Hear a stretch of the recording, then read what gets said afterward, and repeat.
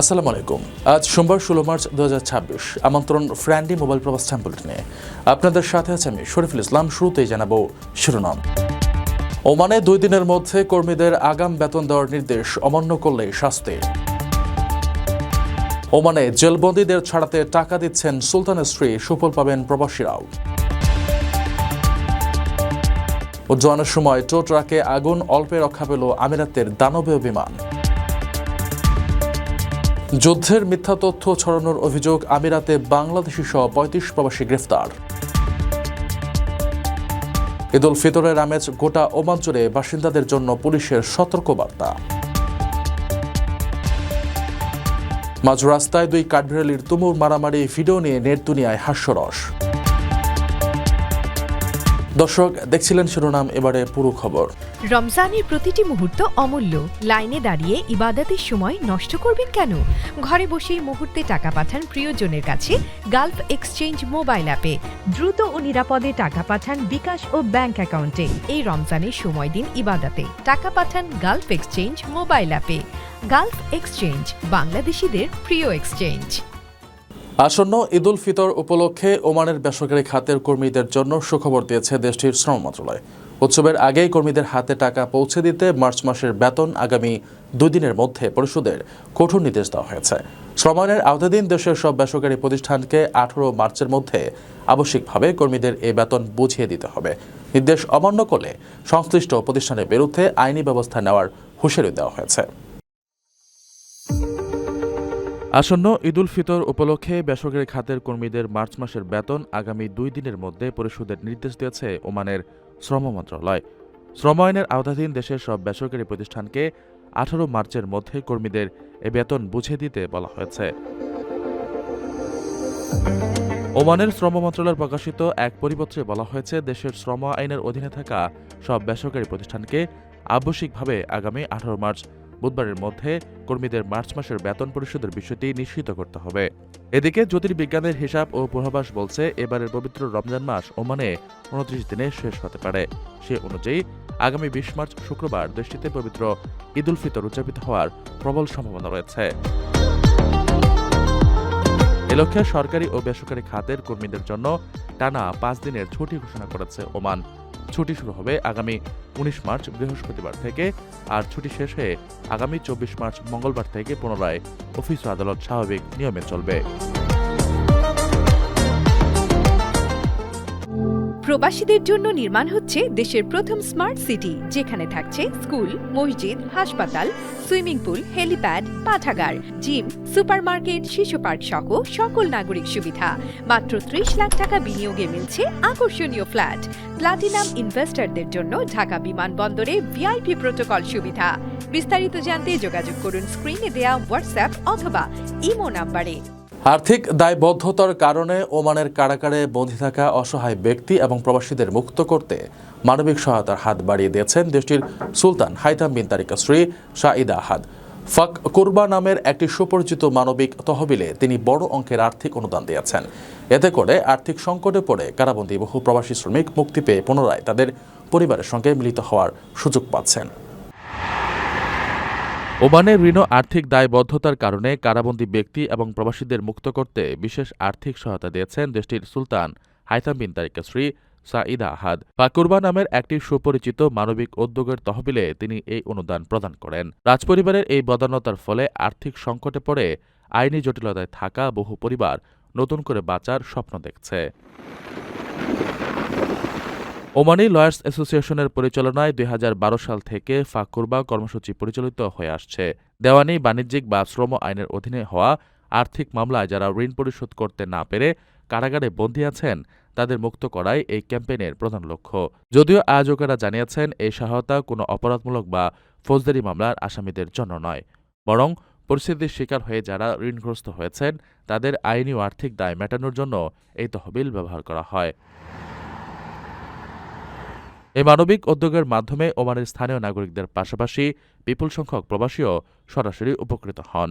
মধ্যপ্রাচ্যের এই দেশটিতে কর্মরত অনেক প্রবাসী শ্রমিক নানা কারণে আর্থিক দৈন্যদশার শিকার হয়ে জেলে যেতে বাধ্য হন। সুলতানের স্ত্রীর এই অনুদান সেই সব অসহায় প্রবাসী এবং তাদের পরিবারের সদস্যদের পুনরায় একত্রিত হওয়ার পথ সুগম করবে। সংশ্লিষ্ট সূত্র মতে দেশটিতে এখন পর্যন্ত এই কর্মসূচির মাধ্যমে ৮,০০০-এরও বেশি কারাবন্দী ঋণখেলাপিকে মুক্ত করা সম্ভব হয়েছে এবং এবার এই সংখ্যা আরও বাড়বে। আপনার স্বপ্নগুলো আকাশ ছুবে প্রবাসীর হেলিকপ্টারের মাধ্যমে। বিয়ে, জন্মদিন অথবা যে কোনো বিশেষ প্রয়োজনে হেলিকপ্টার ভাড়া করতে যোগাযোগ করুন স্ক্রিনে দেয়া নাম্বারে। প্রবাসীর হেলিকপ্টার, নিরাপদ ও সাশ্রয়ী বাহনের বিশ্বস্ত নাম। ভারতের দিল্লি বিমানবন্দরে উড্ডয়নের প্রস্তুতিকালে অল্পের জন্য এক ভয়াবহ দুর্ঘটনার হাত থেকে রক্ষা পেয়েছে সংযুক্ত আরব আমিরাতের বিমান সংস্থা ইতিহাদ এয়ারওয়েজের একটি বিশাল কার্গো উড়োজাহাজ। শুক্রবার রাতে কাতারের রাজধানী দোহাগামী বোয়িং 777 ফ্লাইটটিতে টেকসওয়েতে নেওয়ার সময় এর পুশব্যাক বা টো ট্রাকটিতে হঠাৎ আগুন ধরে যায়। মুহূর্তের মধ্যেই আগুন দাউ দাউ করে জ্বলতে শুরু করলে বিমানের একেবারে কাছাকাছি থাকায় চরম আতঙ্ক ছড়িয়ে পড়ে। তবে ফায়ার সার্ভিসের কর্মীদের তাৎক্ষণিক পদক্ষেপে মাত্র 10 মিনিটের মধ্যেই আগুন নিয়ন্ত্রণে আসে।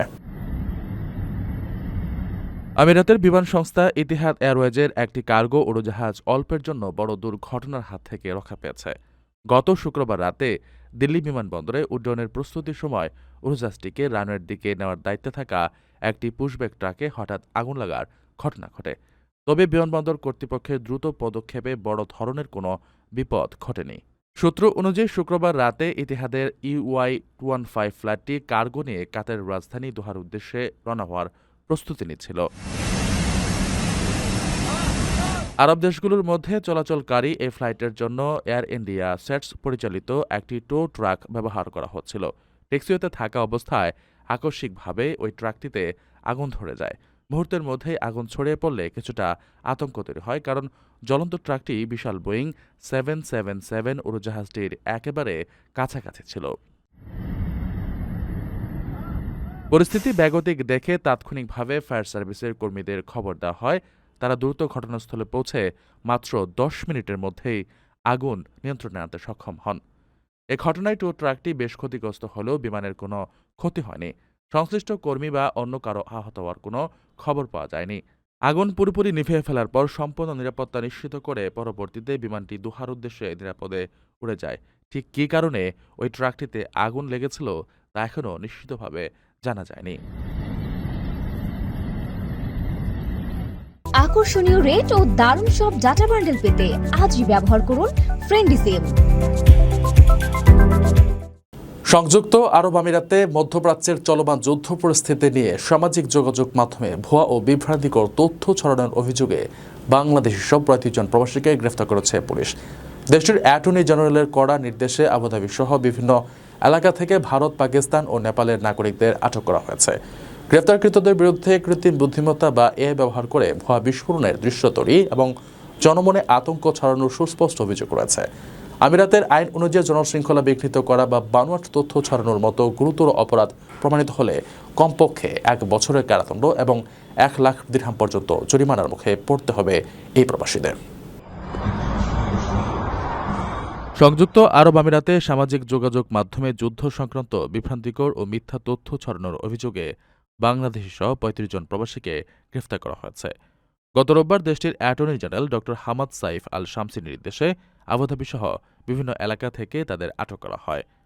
গ্রেফতারকৃতদের মধ্যে বাংলাদেশ ছাড়াও ভারত, পাকিস্তান ও নেপালের নাগরিকরা রয়েছেন। মূলত জনমনে আতঙ্ক সৃষ্টি এবং দেশের স্থিতিশীলতা নষ্ট করার অভিযোগে তাদের দ্রুত বিচারের মুখোমুখি করা হচ্ছে। তদন্তে দেখা গেছে অভিযুক্তরা 3টি গ্রুপে বিভক্ত হয়ে অপরাধমূলক কর্মকাণ্ড চালাচ্ছিলেন। প্রথম গ্রুপটি আমিরাতের আকাশসীমা দিয়ে ক্ষেপণাস্ত্র যাওয়ার প্রকৃত ভিডিও ক্লিপের সঙ্গে আতঙ্কজনক মন্তব্য জুড়ে প্রচার করছিল।